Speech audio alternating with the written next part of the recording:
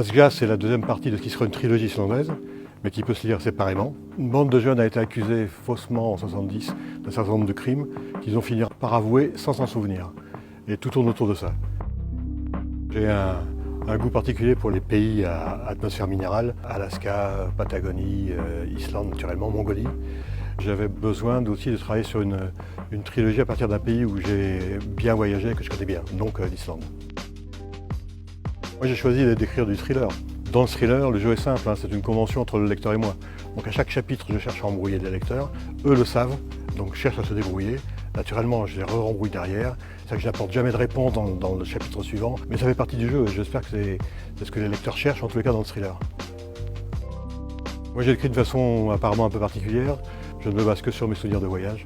Ma documentation vient après pour vérifier mes souvenirs. Ensuite j'écris sans plan, du tout, aucun plan.